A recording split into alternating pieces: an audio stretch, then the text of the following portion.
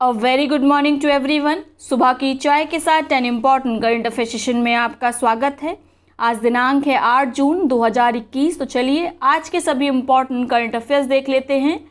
पहला current affair है, हाल ही में किसने international business book of the year award 2021 जीतकर इतिहास रच दिया है? तो इनका नाम है नितिन राकेश और Jerry win. Jerry win Nitin Rakesh के सहलेखक हैं, को राइटर हैं और इन दोनों ने मिलकर हाल ही में एक किताब लिखी जिसका नाम है transformation in times of crisis. तो किताब का नाम जरूर याद रखिएगा, transformation in times of crisis. इसी किताब के लिए इन्हें सम्मानित किया गया है international business book of the year award 2021 से। क्लियर हो गया? तो आपका उत्तर होगा सी, नितिन राकेश और जेरी विन। इस किताब में उन सभी बिंदुओं, सिद्धांतों, मेथड्स का संकलन किया गया है जिसका प्रयोग कर उद्यमी एंटरप्रेन्योर अपने बिजनेस को, अपने उद्यम को इस पेंडेमिक क्राइसिस में भी आगे बढ़ा सकते हैं। याद रखेंगे। अगला प्रश्न है, कोविड-19 से प्रभावित बच्चों से संबंधित बढ़ती समस्या को देखते हुए राष्ट्रीय बाल अधिकार संरक्षण आयोग यानी national commission for protection of child rights NCPCR ने किस पोर्टल को लॉन्च किया है? तो पोर्टल का नाम है बाल स्वराज कोविड केयर लिंक। इस पोर्टल का मुख्य उद्देश्य उन सभी बच्चों को चिन्हित करना है, उनका रिकॉर्ड तैयार करना है जिन बच्चों ने कोविड-19 के कारण अपने माता पिता दोनों को खो दिया है। ठीक है, इस पोर्टल के माध्यम से उन बच्चों को सुविधाएं प्रदान की जाएंगी, उनकी देखभाल की जाएगी, साथ में वास्तविक समय में उन्हें सुरक्षा भी प्रदान की जाएगी।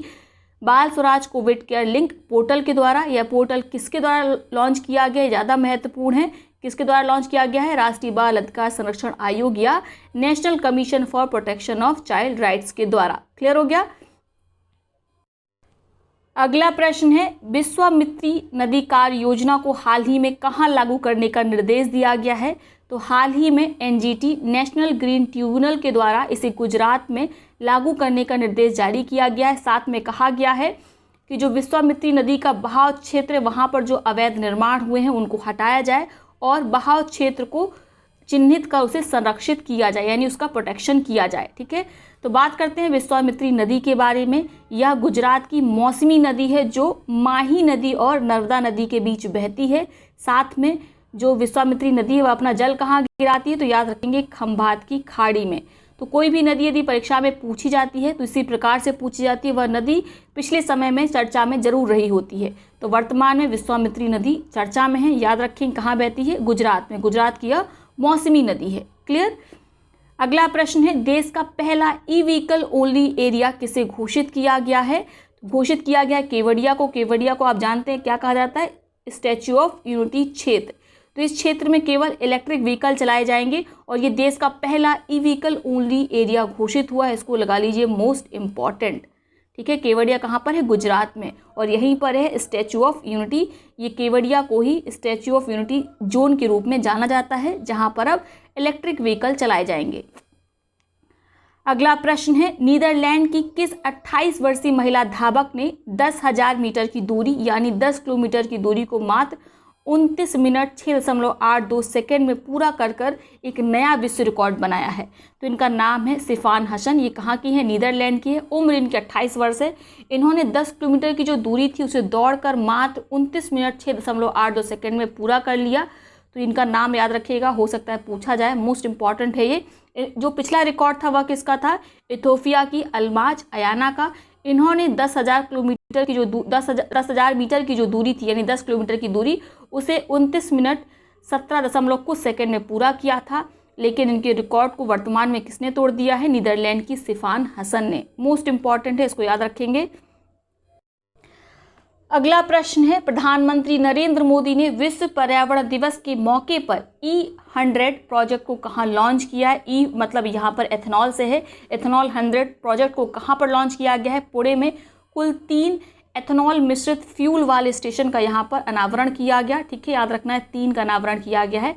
एथेनॉल का फ़ायदा क्या होता है फ्यूल में मिलाने से? देखिए, एथेनॉल में ऑक्सीजन होती है तो जो इंजन को प्रमोट करती है, उसको प्रभावी बनाती है ताकि वह इंजन क्या कर सके? पूरी तरीके से फ्यूल का कंबशन कर सके। और जब किसी चीज़ का प्रभावी दहन होता है, पूरी तरीके से दहन होता है, तो उत्सर्जन की मात्रा काफ़ी कम हो जाती है। और यदि उत्सर्जन कम होगा तो आप जानते हैं जो पोल्यूशन रेट है वह भी नीचे आएगा। तो आपको याद रखना है एथेनॉल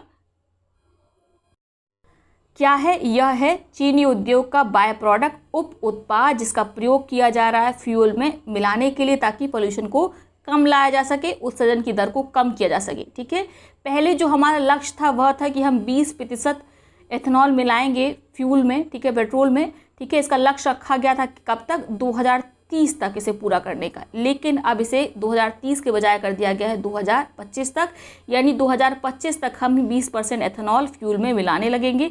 इस लक्ष्य को हम 2025 तक ही पाने का प्रयास करेंगे। तो आपको याद रखना है कहाँ किया गया है।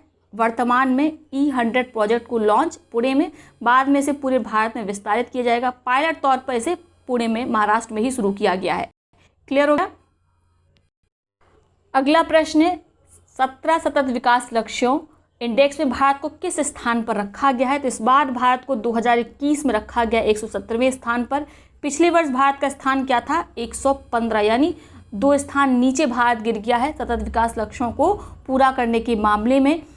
सतत विकास लक्ष्य 2015 में लॉन्च किए गए थे, जिनका उद्देश्य रखा गया है ग्लोबली, यानी पूरे विश्व के द्वारा इसे कब तक प्राप्त करना है? 2030 तक। ठीक है, क्लियर हो गया? इसके साथ आप नोट कर सकते हैं इस रैंकिंग में जो 4 दक्षिण एशियाई देश हैं, भूटान, नेपाल, श्रीलंका, बांग्लादेश, इन सभी से भारत नीचे है। ठीक है, तो ये हो गए आज के सभी इंपॉर्टेंट करंट अफेयर्स। अब देखते हैं आज के उन प्रश्नों को जिनका जवाब आपको कमेंट बॉक्स में देना है। तीनों प्रश्नों का जवाब एक ही कमेंट में लिखिएगा। जिसका जवाब सबसे पहले सही सटीक आएगा उसके कमेंट को पिन किया जाएगा, साथ में उसका नाम अगले वीडियो में लिया जाएगा। तो पहला प्रश्न क्या है? प्रत्येक वर्ष वर्ल्ड फूड सेफ्टी डे, विश्व खाद्य सुरक्षा दिवस का आयोजन कब किया जाता है? आपके ऑप्शंस हैं 7 जून, 18 जून, 13 जून या 17 मई। ठीक है, साथ में आप इसकी थीम भी बताएंगे क्योंकि ये इस बार के लिए मोस्ट इम्पॉर्टेंट है। वर्ल्ड फूड सेफ्टी डे पहली बार कब मनाया गया था, यह भी आप कमेंट बॉक्स में बताइएगा अगर आपको याद हो। नौसेना के हाइड्रोग्राफिक सर्वेक्षण वाले किस जहाज को 40 वर्ष की सेवा के बाद रिटायर कर दिया गया? आपके विकल्प हैं INS संध्यांक, INS राजपूत, INS विजयांक या इनमें से कोई नहीं।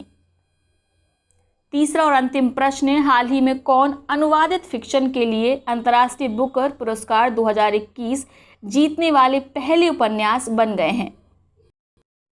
तो आपको नीचे विकल्प जो दिए हैं उनके आधार पर उस पहले उपन्यासकार का नाम बताना है जिन्होंने अनुवादित फिक्शन के लिए इंटरनेशनल बुकर प्राइज़ 2021 को जीता है। आपके विकल्प क्या हैं? डेविड डियोप, मार्के लुकास, रिजने वेल्ड, एना मोस्कोवाकिस या जोखा अलार्थी। हालांकि चारों नाम महत्वपूर्ण हैं, तो आप चारों नामों को ज़रूर याद रखिएगा। इनके संबंध में पिछले वीडियो में मैंने आपको विस्तृत जानकारी दी थी। तो ये हो गए वो वाले प्रश्न जिनका जवाब आपको कमेंट बॉक्स में देना है। अब देखते हैं उन पिछले प्रश्नों को जिनका सबसे पहले सही सटीक जवाब दिया गया हेमराज राणा के द्वारा, और हेमराज राणा की कमेंट को ऑलरेडी पिन किया जा चुका है। उनके द्वारा सभी आंसर बिल्कुल सही सटीक दिए गए थे। पहला प्रश्न क्या था? विश्व पर्यावरण दिवस, वर्ल्ड एनवायरनमेंट डे का आयोजन पर्यावरण की सुरक्षा और संरक्षण हेतु पूरे विश्व में कब किया जाता है? तो इसका आयोजन होता है 5 जून को। ठीक है, अगला प्रश्न क्या था?